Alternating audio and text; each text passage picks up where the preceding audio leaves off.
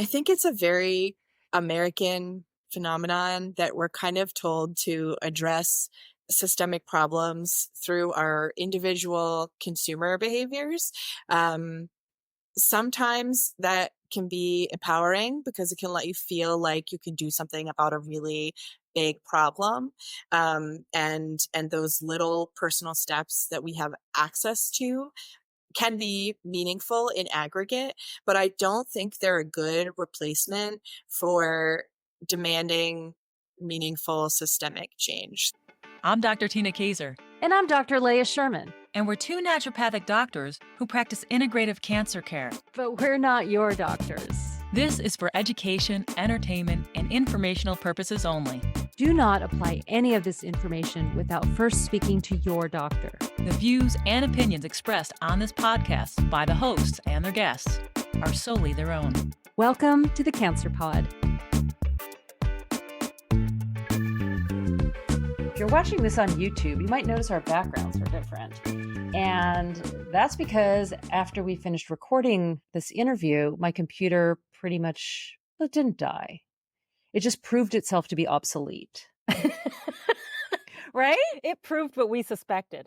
Yeah. Well, I blamed a lot of different things, mostly like my Wi-Fi connection, but it turned out it was my my old laptop. So this is my brand new laptop. Yeah. So we waited on recording the intro for our guest who this was like such a great conversation. Yeah. Yeah, this was super enjoyable. And I like how she framed the problem with the cause of cancer or some of the environmental causes of various cancers. Well, you kind of geeked out because this is like one of your like what do you call it? Special interests, perhaps? Yes, one of my many special interests. Yeah, no, but you were very I don't know. I felt like you were in your element. Yeah, that could be. I've written on this topic a few times, and I do follow carcinogenesis in general. And in my mind, when you look at the various causes of cancer, it's pretty clear that chemicals are one of those causes, as long with organisms and various types of radiation. So, yeah, it's one of those things that keep going upstream. We can get to the cause, and we can thwart the diagnosis of cancer altogether. That would be kind of the goal of everything we do. We talk about everything. We talk about organic food. We talk about the soil and where we grow things. I mean, we went everywhere. So I think there's a little something for everyone. Okay, so let's get to the interview. We are talking today with Kristina Marusic, and she wrote this book, A New War on Cancer, The Unlikely Heroes, Revolutionizing Prevention. And, could you see it all the way? Yep. It is published by Island Press, and we have a few links where you can buy the book because you will want to after listening to this interview. Hi, Christina, and welcome to the Cancer Pod. Hi, Tina. It's great to be here. We're here talking about your book, and I am steeped in this topic myself because of, between my background in cancer care, but I also write and edit quite a bit. So I'm knee deep in the literature. And there's been, in the last 25 years, as you mentioned in your book, a groundswell of sorts and a realization about what you deem the new war on cancer, which is this environmental toxins, toxicants, chemicals in our environment that is really behind much of the increasing incidence. So I guess my first question is, what spurred this on? What was your inspiration to go in the direction of looking at chemical exposures and cancer incidence? My younger sister, Abby, was diagnosed with thyroid cancer when she was 25 years old, which is very young for a cancer diagnosis, and caught my family pretty off guard. And at the time of her diagnosis, her doctors said thyroid cancer typically runs in families, but no one else in our family had ever had it before that, and no one else has had it since, which is a little unusual. And they said, in this kind of offhanded way, in that case, there might have been something in the environment involved. But when we pressed for more information about that, and when we went trying to do our own research about that, we really just couldn't find much. And her doctors really didn't have much more to offer. And that was unsettling. And I'm also an investigative reporter. So I kind of took that question into my work, and I wrote a series on cancer and the environment in Pittsburgh and southwestern Pennsylvania, which is where my sister and I live. And I looked at how this region has sort of disproportionately high rates of certain types of cancer that have pretty strong links in scientific literature to exposure to certain types of pollution that are also pretty prevalent in this region. And the book very directly came out of that reporting. The series was called Prescription for Prevention, and it won a couple of awards. And I got a really nice note from an editor at a publishing house saying, congratulations on those awards. I thought this reporting was really important. Would you have any interest in expanding this into a book with a more national focus on this topic? So I started thinking about this topic because of my personal experience, my family's experience with cancer, and concern about the role the environment might have played. And then a lot of the things I learned while I was reporting on this were really surprising to me and made me want to dig into this more. And I should also say that my sister is doing great. She had her thyroid removed and went through treatment and has been in remission for more than a decade. I actually just she has 2 kids now, and I just went to her daughter's second birthday party last night. So I'm very glad that the treatments she got exist, and that we had access to them. But that's how I came to this topic. This is so often the case, right? We have our personal stories, and that creates a passion or a fire in us, and then we pursue that. Since then, and because you mentioned it's in Pittsburgh area, which, Steel City and all, we often think of, okay, the air quality is not going to be great there. That's an exception to the rule. Does that compare to other cities across the nation? And what did you find out? Basically, what did this start to unleash in you as far as this is not an isolated area? Yeah, so I definitely, air pollution is a huge factor here. And in Western Pennsylvania, as you mentioned, we have a long industrial history. And so we have particular kinds of air pollutants that are especially harmful. But I was pretty surprised to learn that those are not uncommon in lots of places, and that our air pollution regulations in general are based around, what industry says is doable for them in terms of monitoring and controlling pollution, rather than what the science says is health protective in most cases. And then I also learned in the process of working on that series, I spoke with a lot of researchers who've studied the question of cancer and the environment more generally.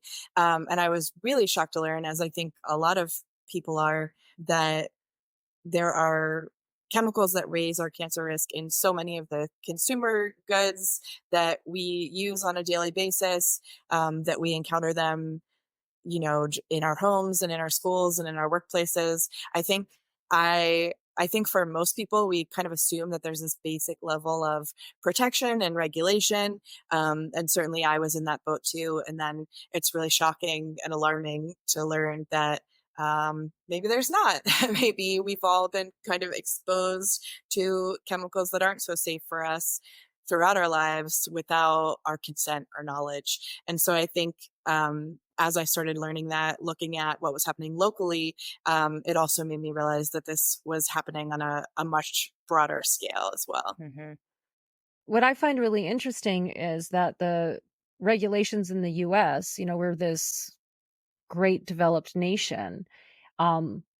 It's so different from what it is in Europe. Yeah, we're generally pretty behind when it comes to a lot of other industrialized countries.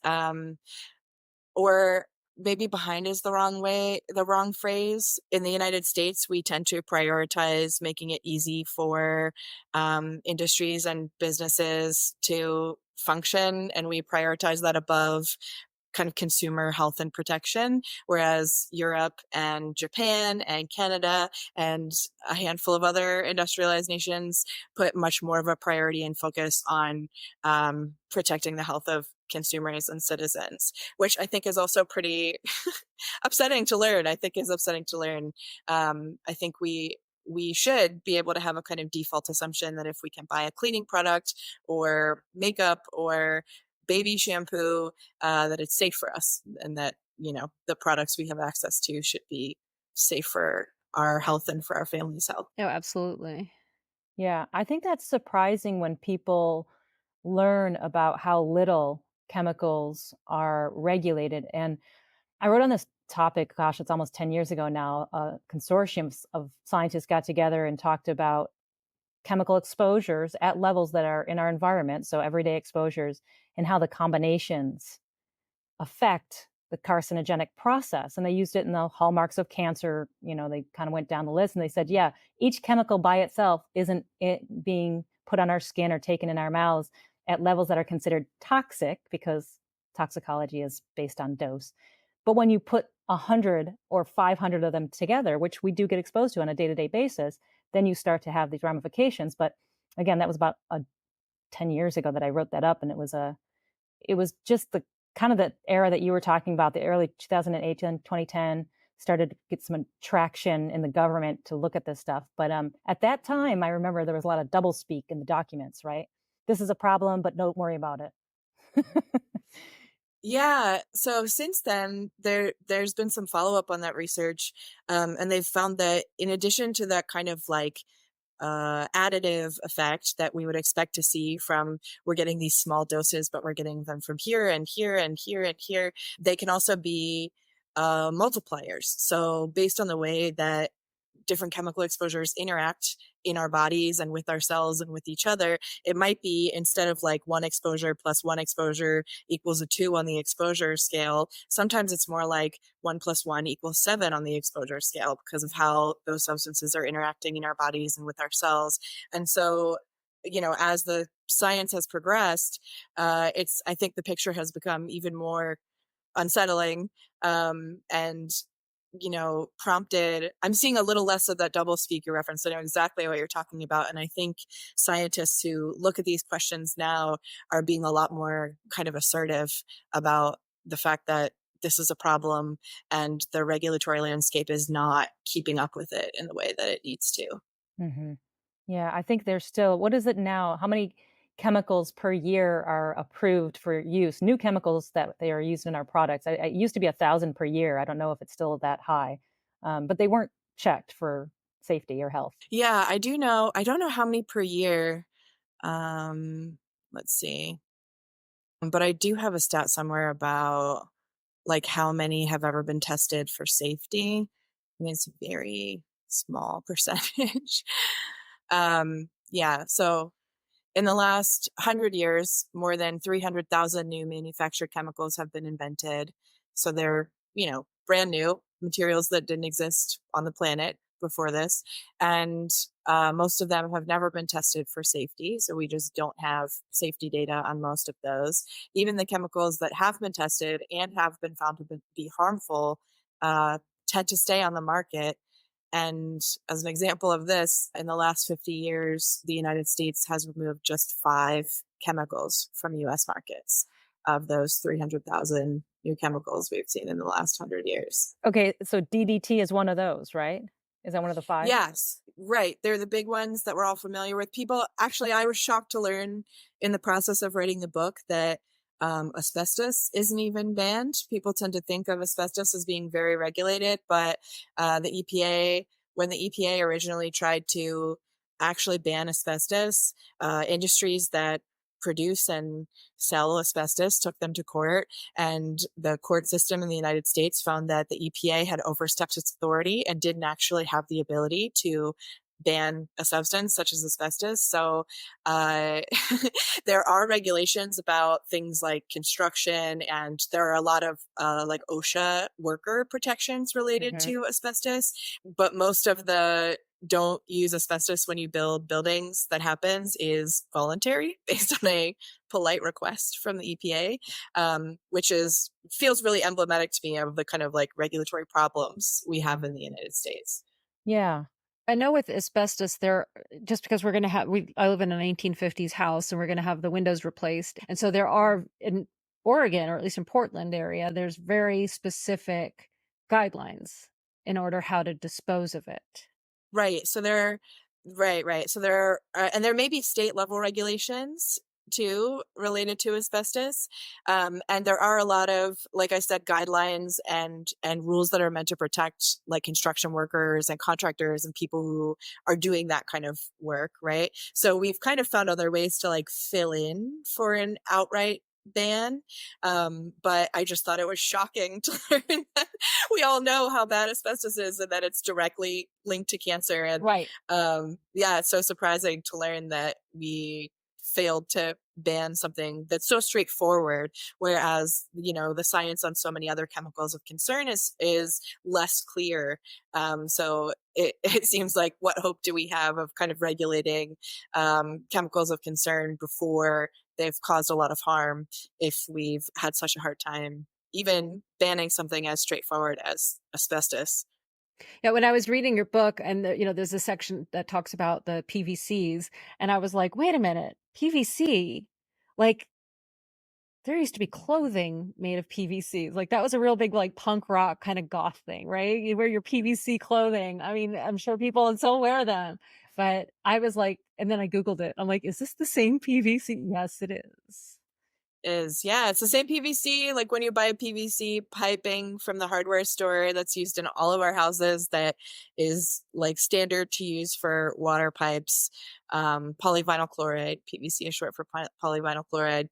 So it's still really, really widely used, but for a long time, activists who work on environmental health have been kind of ringing the alarm about the health dangers associated with PVC. And that's the the train derailment and explosion that happened in East Palestine, Ohio last year. Those trains were carrying chemicals used to make PVC. They were carrying them to like a plastics manufacturing plant. So those chemicals are really volatile and can be really health harming to workers and communities that have accidents like that. And then also, there's some science to suggest that they're not ideal for carrying our drinking water either.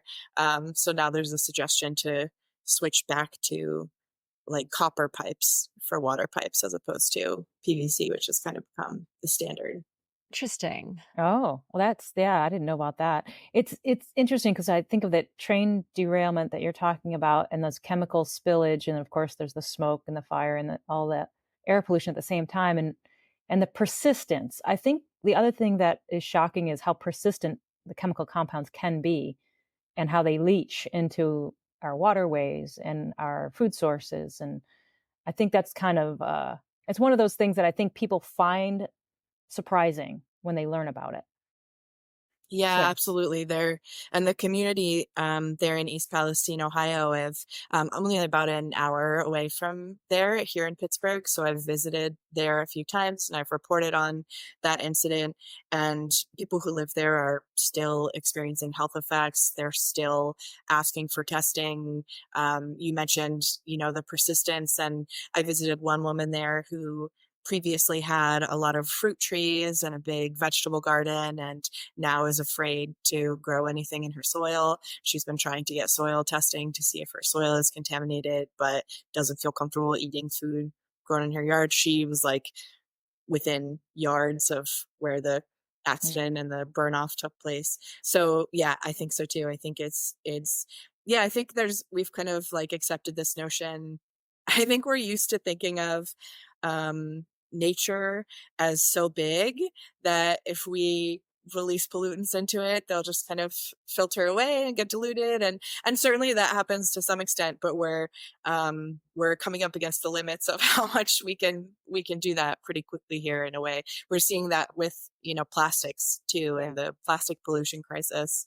But we're talking about PVC. There are lots of other plastics that also contain chemicals that raise our cancer risk, either known carcinogens or this class of chemicals known as endocrine disrupting chemicals, mhm. which disrupt our hormonal processes. And those are increasingly being linked to risk of cancers that are associated with hormones, like breast cancer and prostate cancer.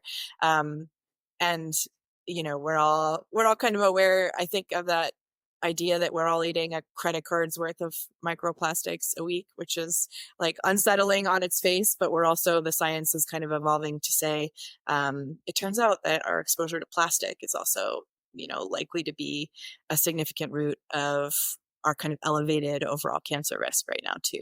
Hmm. Yeah. And that persistence you start to, if you think about that and the Industrial Revolution over 100 years ago, and persistence means that it's a snowball effect. And Hmm. so, we're accumulating these things in our soil and we're accumulating them in our waterways. So if we don't change our trajectory as an entire country, then it will continue to accumulate, and it's multi-generational. And that's true of that. The idea that carcinogenesis is a multi-generational phenomenon is also something that I think is something we should know. I hope people are learning Hmm. this in school before they leave high school, is that what your grandparents were exposed to does affect you, right? So I think, That's exactly right. I was really surprised, actually. The science on that is still evolving, but I wrote about a study for the book that found that exact thing, that you mentioned the pesticide DDT earlier, which has been banned in the United States for quite a while. But this study looked at DDT exposure in grandmothers and found that 2 generations later, the higher their exposure to DDT was, the more risk factors their granddaughters had for developing breast cancer. And that was one of the first studies to find. There are lots of studies that have shown that kind of effect in animals, but this is one of the first ones to take this kind of long, multi-generational look at human exposure and say, yeah, exposures that are happening to us today impact cancer risk for future generations. And I think you're right. I think that is something that most people don't know or aren't likely to think about. And I also want to, this is all feeling very Debbie Downer right now and like a little alarmist. So I also think it's important to say, in my book, I really, when you first start learning about this, I think it feels really startling and overwhelming and can be a little bit depressing. And it's one of the reasons I profiled people in the book who have devoted their lives to finding solutions to this problem. It made me feel a lot better knowing that there are scientists and activists and lobbyists and people running nonprofits who've been working on this issue for the entirety of their 40-year careers and have already achieved wins that I previously didn't even know about that have made me safer. And I think hearing about their work made me feel more hopeful about all of this and about the potential we have to create meaningful and positive change. Because I do think, I think as you're first learning about this, um, it can just feel overwhelming and like too much to think about. mhm. So you're very enthusiastic about people becoming advocates for, you know, environmental causes, in their area or beyond. I do find it really frustrating that, especially, in Oregon or, like friends and family in California, there are all these really strict rules about recycling and, the plastics and the numbers on the back and all of this. And then you find out that it doesn't really mean anything. And so, it's like, well, we're trying to do things on a personal level. We're trying to reduce our use of plastics. We're trying to do all of these things, like drive hybrid cars and all of this. Um, but, you know, there's more to do, like advocacy and joining these organizations and spreading the word is kind of, I mean, that's kind of that's your thing. Like that's seems to be what you're passionate about. And that's what your book talks about. Yeah, definitely. I think it's a very American phenomenon that we're kind of told to address systemic problems through our individual consumer behaviors. Um, Sometimes that can be empowering because it can let you feel like you can do something about a really big problem. And those little personal steps that we have access to can be meaningful in aggregate, but I don't think they're a good replacement for demanding meaningful systemic change. So I write about this in the book, but the idea of the carbon footprint is a great example. That idea, the term carbon footprint, was coined by BP, the oil company, as part of an ad campaign. And BP is one of the handful of companies that are responsible for 70% of global warming over the last century. And here they are telling us as individuals that this is our problem to fix and that we have to be mindful of our carbon footprint, while they're the ones that are wreaking this havoc on the planet for huge corporate profits. And I think a similar thing has happened with plastic recycling. We can look at the kind of history of communications and ads around asking consumers to take personal responsibility for, like you said, being really meticulous about sorting our plastics and making sure that we recycle everything.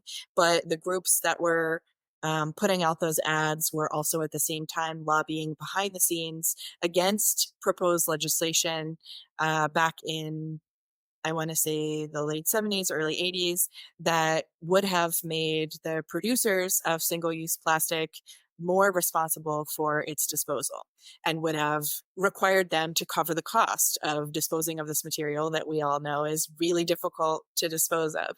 And so it's a fine line to walk, because I don't want to make people feel like nothing we do matters, or like we don't have any personal responsibility through our individual actions.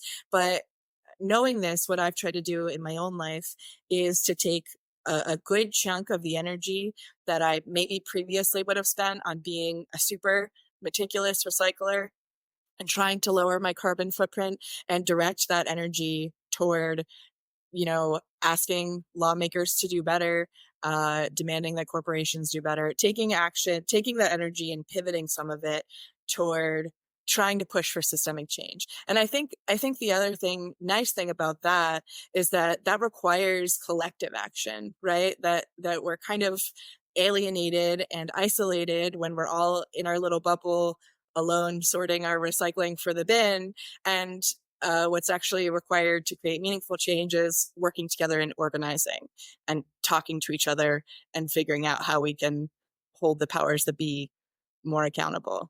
And so I hope that also feels empowering, as opposed to, nothing we do matters, so let's not bother. Yeah, it's also unifying. I mean, we can talk about environmentalism, but that can be dividing depending where you are in the United States, right? Not everyone will agree on how to go about taking care of our environment, but I think we can all agree that in your book, you mentioned 1 out of 285 American children will have cancer.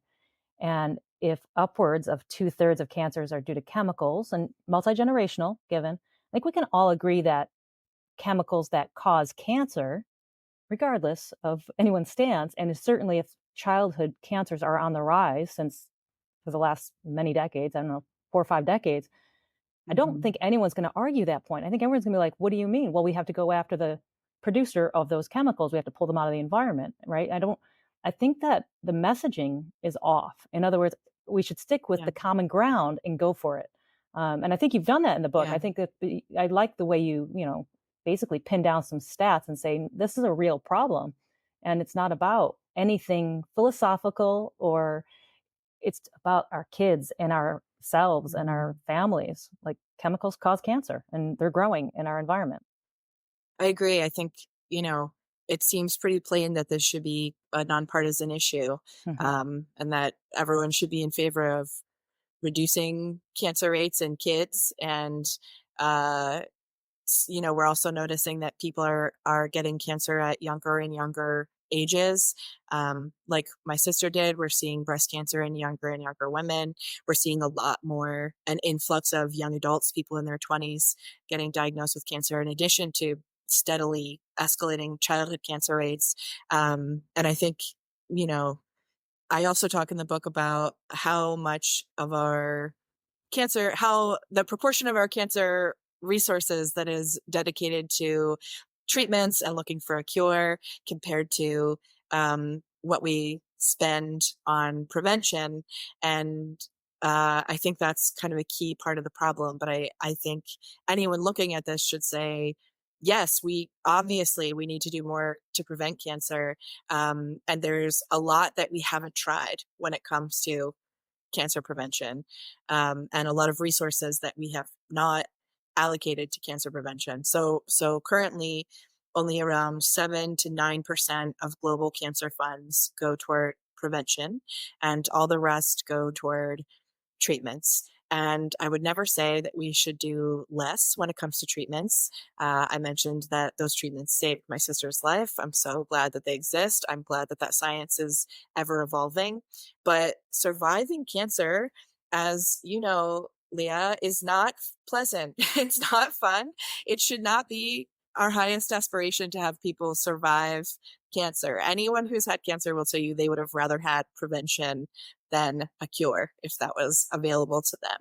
And I also in the book talk about this in the context of the war on cancer metaphor, because I thought it was really striking as I started to think about this, that if this was a literal war, this would be like spending 91% of our resources on treating people who came home from war wounded, and only 9% on stopping them from getting hurt in the first place, which is just doesn't seem like a good way to wage a war, right? If we allocate more resources toward preventing cancer, that would naturally include prevention strategies focused on reducing our exposure to substances that can raise our cancer risk.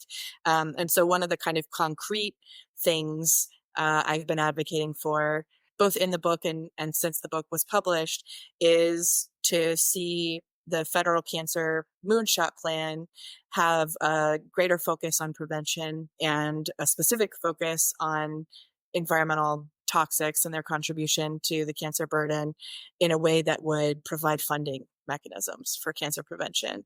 And I was really honored that the EPA asked me to speak with them about this a few months ago. I spoke to them for about an hour about what I learned in my book. And I spoke with the team at the EPA that has been working specifically with the White House Cancer Moonshot team. And they're also pushing that team to include more about prevention and environmental toxics in the federal moonshot plan. So there's actually a kind of public comment period open for the moonshot right now, which means that listeners, anyone has the opportunity to go to the Cancer Moonshot Plan and submit comments and say, please talk about prevention and focus on environmental exposures that raise our cancer rate in the next federal Cancer Moonshot Plan. So I would encourage listeners to head over there and do that. Mm-hmm. Yeah, in the oncology world, when they talk about prevention, it's mostly screening. Like you rarely hear about That's right. prevention as, avoidance of toxic exposures. When we talk to our patients, we do encourage them, if it's, in their ability to, as much as possible, choose foods that are organic. And that's a huge Mhm. controversy in what we do, because there's, the thought that, well, our exposure to these chemicals is so minimal that it doesn't cause any issue. And my thought is always, well, what about the people who are working in the fields? What about the people who are exposed to these high amounts?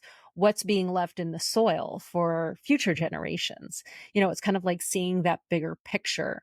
What have you, learned about the different pesticides that are, allegedly safe, that are being used on conventional foods? I think that's another one where,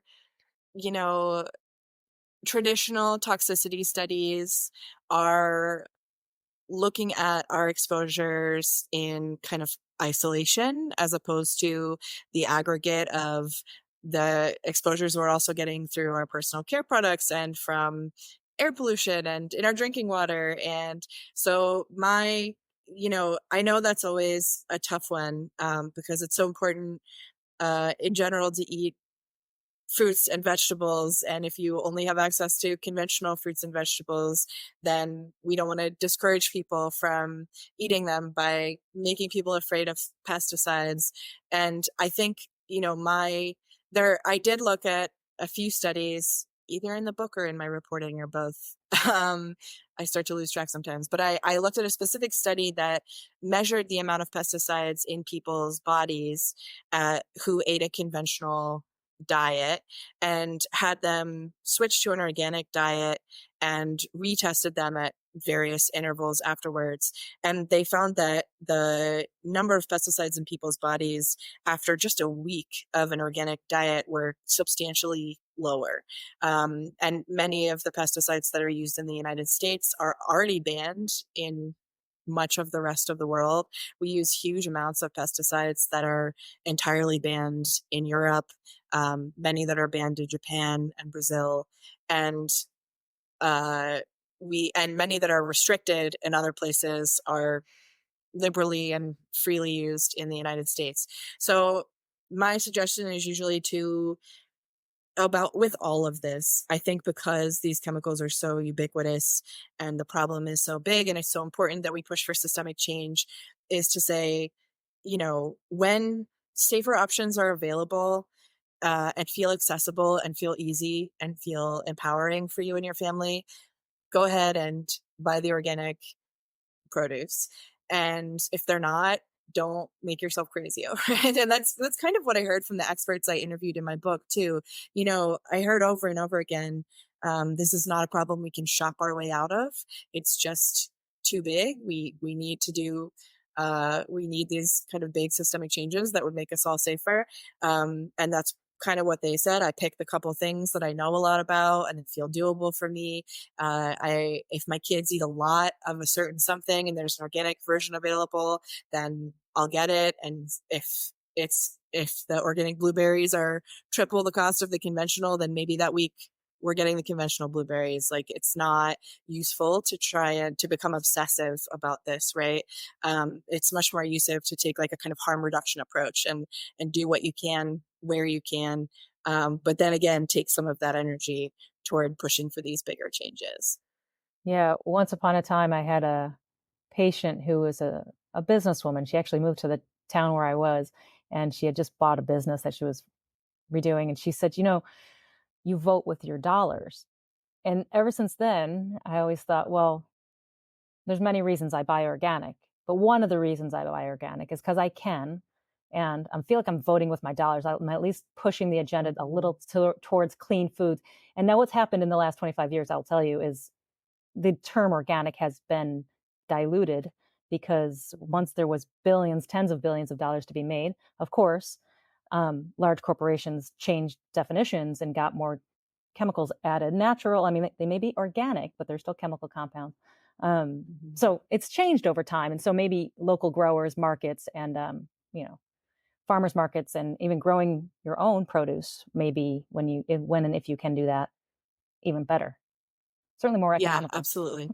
Especially, the only caveat there is, depending on where you live, it may be wise to test your soil before growing lots of your own food. There was a study recently that looked at soil contamination in urban gardens in Pittsburgh and Philadelphia, and the findings were not good. The findings were that the soil in places, especially places with an industrial past, has a lot of contaminants, and then produce grown in that soil can uptake those. So it's actually not super cost prohibitive to get a soil test. There might be public programs available where you are to get a soil test, or you can always do like raised beds and buy organic soil, which might be a safer option. And I'm glad you mentioned the voting with your wallet thing.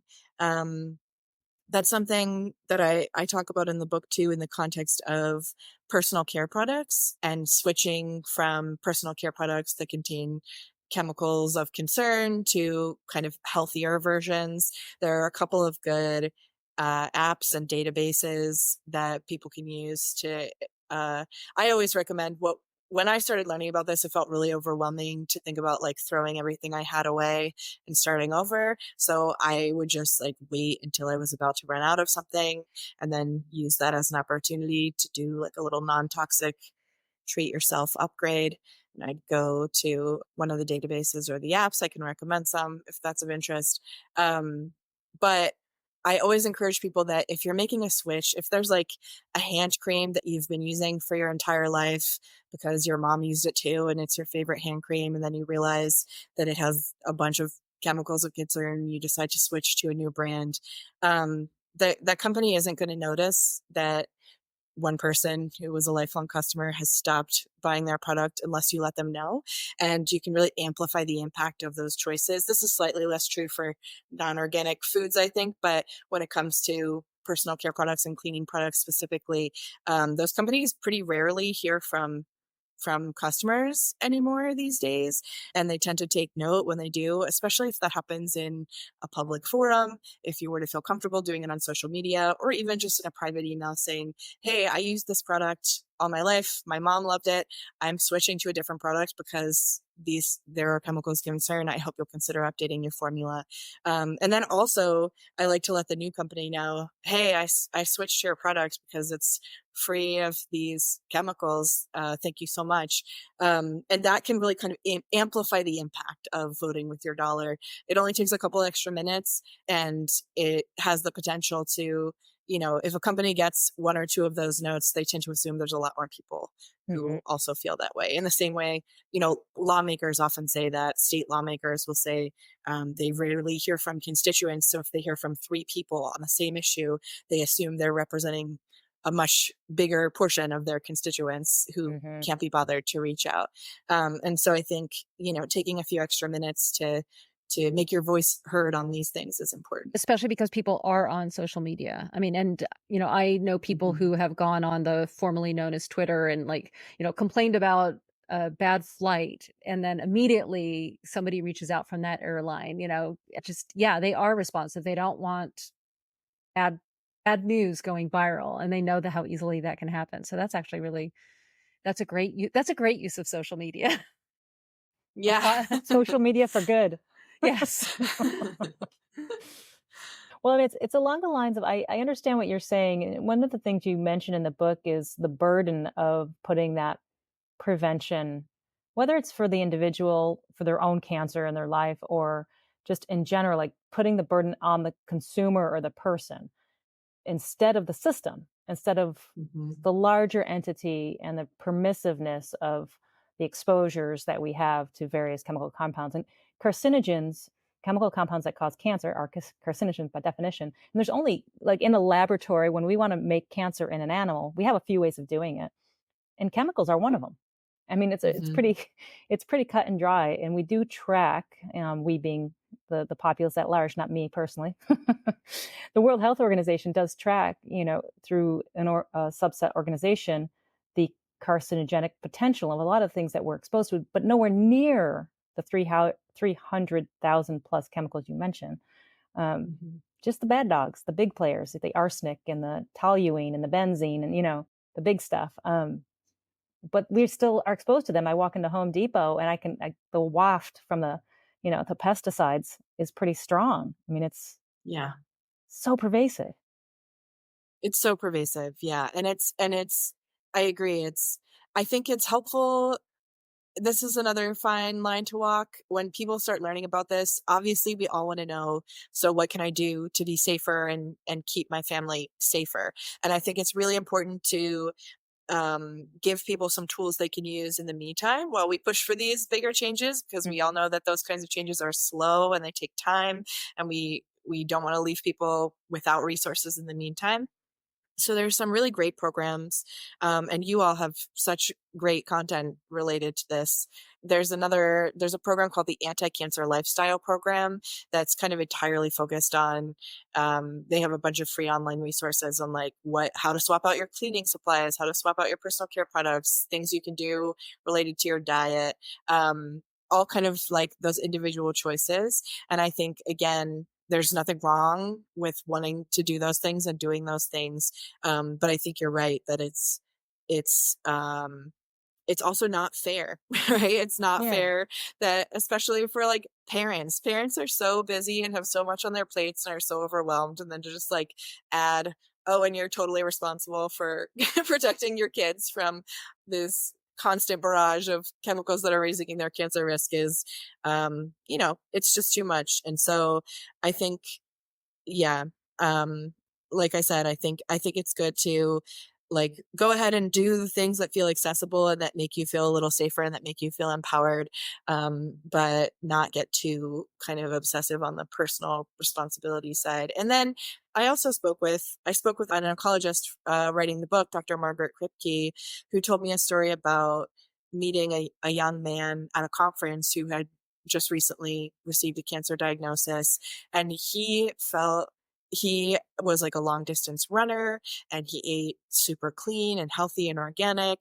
And he told her that he felt he'd been lied to his whole life. He felt he'd been told that as long as he made healthy choices, then he had control over his health, and that, he was in charge of whether or not he got cancer. He had never smoked, he exercised, he ate all the right things, he did all the recommendations for cancer prevention, and he was furious that he still got cancer. And so I think it's really important to acknowledge when we talk about funding prevention that we all know that diet and exercise and not smoking are really important.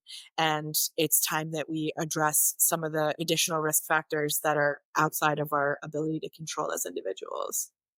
Yeah, I've definitely had similar patients because as a naturopathic physician, people who tend to see us tend to be pretty healthy already. So they're like, I've done Right. everything one can think of. They even have, spiritual practices and healthy marriages. I'm like, they're like, there's no box I didn't tick. How did this happen? Um, but I think, when we go into the multi-generational idea of it and the kind of Hmm. unfortunate soup of chemicals around us, and I think the patience has to be to realize that it took us decades to get here. It'll take us decades to Hmm. really unwrap it. So I think we have to Hmm. be with every decision we make mindful of it and not looking for any, Hmm. it's like a gigantic barge that can't turn quickly, right? I just don't think it can be a quick fix of any kind. We have to now just get them out of our environment so that generations ahead of us, our grandchildren, will have a cleaner place. That's absolutely right. And you're right. The barge metaphor is a good one. It's not just one law change, right? It's a big system of regulations and policies and corporate practices, that are going to take quite a while to address, but that doesn't mean it's not important to do, right? And that we can't all pitch in on starting to steer the barge in the right direction. Yeah, what makes me hopeful, I'll tell you, when back in 1990, say you want to get organic anything, you had to go to a co-op and Hmm. find it in a little tiny, tiny co-op, 500 square feet, and you got the bins of bulk stuff, organic rice and stuff. Organic wasn't even available in most stores. You had to go Yeah. find it. And so I think of that, that's maybe 20, what is that, 35 years ago? So, Mhm. in 35 years, maybe this will just be something that happens over time with a groundswell of consumerism that we do vote with our dollars. I mean, if we place those dollars in the right direction, it created the organic movement in the first place. So I think it can And go through. think about how far we've come on smoking in 35 years, right? Yeah. If we can turn that around. There are lots of examples of public health of times when we've observed that, oh wait, this is a problem and it's a huge problem. And then, we've been able to tackle it in ways that have been extraordinarily effective and prevented lots of disease. So it's not something we've never done before. And it's something that other countries, as we mentioned, are already doing a significantly better job of. So Mhm. there are blueprints and models that we can follow. So I think you're right that there are lots of reasons to feel hopeful. And we're seeing that with, the cosmetics, no phthalates. I mean, people are starting to put that on their Yep. labels. And um, so, yeah, it's continuing to happen. And that's a good indication that companies are becoming aware that there's consumer demand Mhm. for that now, right? Yeah. And we can kind of increase that market pressure, um, by letting companies know, continuing to let companies know that, this is what consumers are looking for, and this is what consumers are going to demand moving forward. Yeah, so ultimately there's two ways to achieve this, no matter how long it takes. It's either from the bottom up and the consumer swell, right? Or it's from the top down and government comes steps in and gets a little heavier hand and does a little bit more of a um, take some of these carcinogens out of the industry? Yeah, so I think, and we're going to need all of the above. I think we'll need a multi-pronged approach, right? We need to apply market pressure so that we have safer products that are more widely accessible in the meantime. And we need to push our lawmakers and our regulators to do a better job of regulating these chemicals. So that those products are accessible to everyone, right? Because a lot of the problem becomes a matter of equity and access. Not everyone can afford products that are non-toxic, tend to be a little more expensive. They tend to be harder to find. If you're a single mom working 2 jobs, you probably are buying what's at the dollar store, and that should be safe too, right? So I think we'll need to continue applying pressure in the marketplace, and I think we'll need to tackle this through regulations. And then the third piece is education, right? Letting people know that this is an issue so that people can make the individual changes that are accessible to them, and then continue to push on those other 2 fronts. Mm-hmm. Well, I know you're going to continue doing it as a reporter. Yeah, I hope so. Of course, there'll be a link to the book below. Yeah. To the Amazon site, And such. then And is there and anything give else? us give us the links to the apps that you mentioned. Like you didn't say the names of the apps, but we can just put those in our notes as well. And also, Okay. when everyone goes out and buys the book, you can look in the appendix, and there are a lot of resources in there too. That's what we're saying. Yeah. In the appendix of my book, there's a long list of organizations that are doing this work that you can support either by volunteering your time or by making a donation to. And there's also an appendix of organizations that are working to increase transparency in government and decrease the power of lobbyists, which will also be essential as we move toward better regulations. Sounds like a lofty goal, but I like it. Yeah.